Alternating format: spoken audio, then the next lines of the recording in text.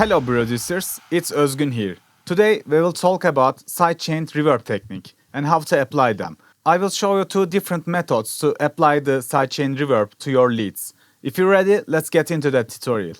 Alright, we are in the FL Studio right now. I will show you a drop example. It's a drop idea and there are no reverb on the leads right now.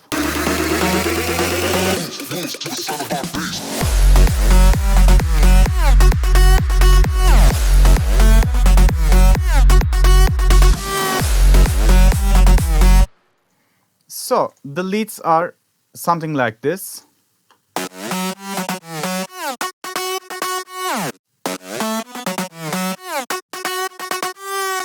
In order to give it a sidechained reverb, you need to give it a fruity peak controller first.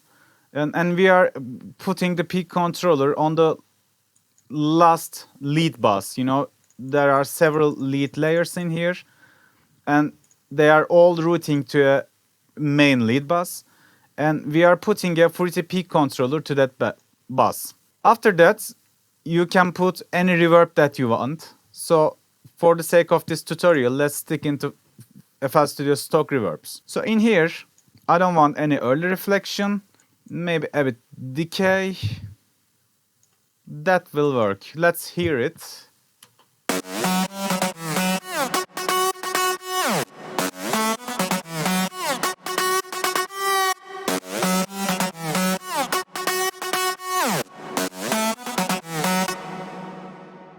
This will be enough for the tutorial. So this is not sidechain, just regular reverb. Just take a listen.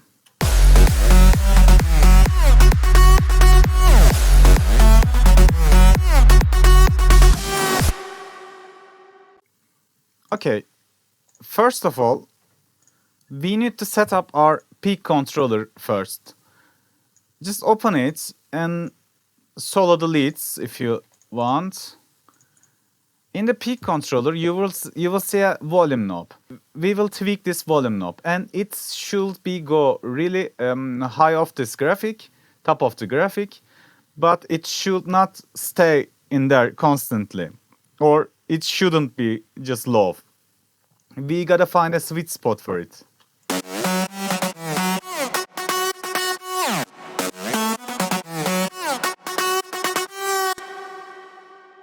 This will work. Right now, we are in the top of the graphic most of the time. Sometimes we are peaking, but that's not a problem.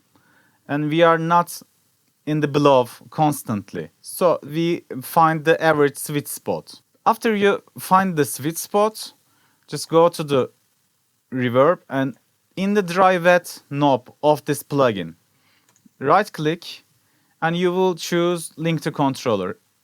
In the internal controller section, just find the bus of this lead bus, match them, and choose the peak, the middle one. And for the mapping formula, you gotta choose inverted. When you accept it, it's gonna act like this. When the lead's playing in this graphic, it will take this information, invert it, and send the dry wet knob of this plugin, reverb plugin. So in this case, the fruity peak controller will lower the amount of the reverb.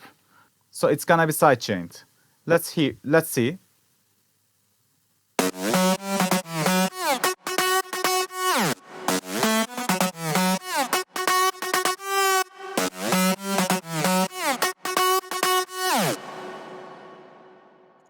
You see, in this scenario, when the lead's playing, the reverb is ducking itself. That's the essential of sidechained reverb, and that's the most common way to use it.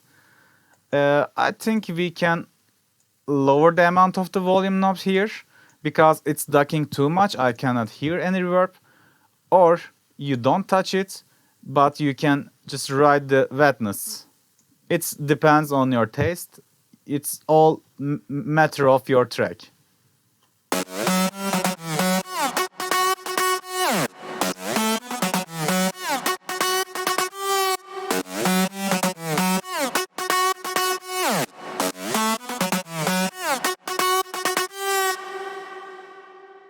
And let's hear it in the mix.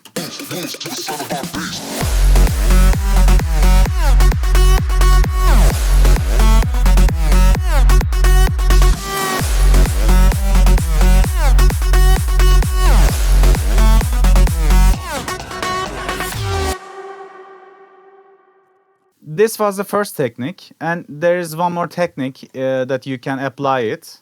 For the second sidechain reverb technique, lately I actually using this more often. You gotta create a reverb bus and send all the leads to that reverb bus. And in there, you gotta add reverb, obviously. And the trick is you shouldn't have any dry signal. You need only the wet signal. So just let's copy the same settings. I think that's it. So let's hear it first.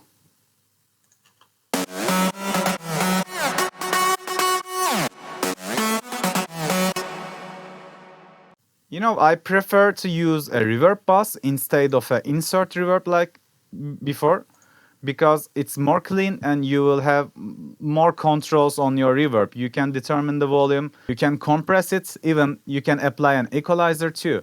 Okay, you need to put a frequency limiter after your reverb.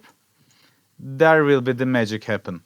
Just go to the compressor mode, and in the sidechain section, you will see the main lead bus, because you routed it to the reverb bus. That's why they are connected right now. And choose the lead bus. And I will show you two different examples of how to apply this sidechain reverb technique.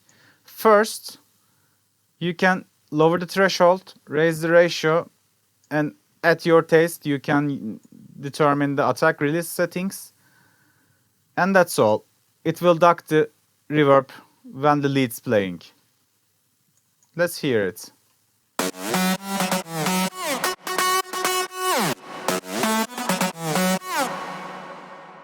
You are seeing this curve, right? That means our reverb is ducking this much in terms of volume. When the lead's playing, it's ducking itself, and the threshold will be determine how much gain reduction that you will get.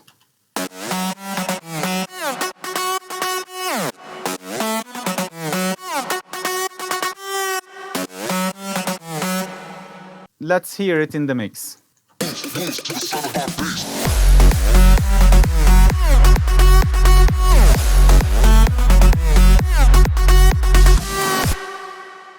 You can shape the reverb as you want.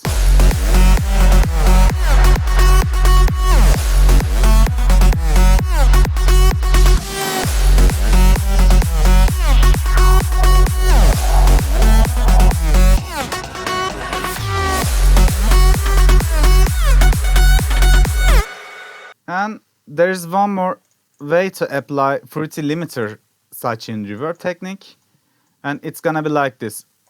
And they call it WW Reverb Technique. Just lower the threshold to maximum. That's all. The knee knob will determine how much reverb do you want, and it will duck the reverb all the way back. And when the lead stops playing, the reverb will take its place with the same volume. It's gonna make sense when I play this.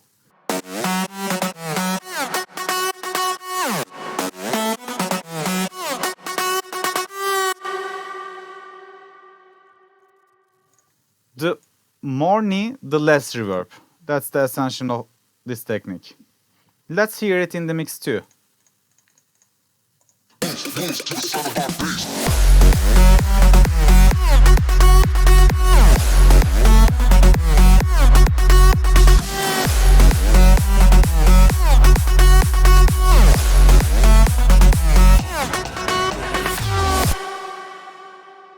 Yeah, as you can see, it's really easy to apply sidechain reverb, and I really recommend you to use this on your productions, because sidechain reverb will make your leads more present. At the same time, it's gonna have really good ambience behind it, and they were not fighting with each other. The leads not pushing back in the mix when you apply this technique on them. I hope you enjoyed this tutorial.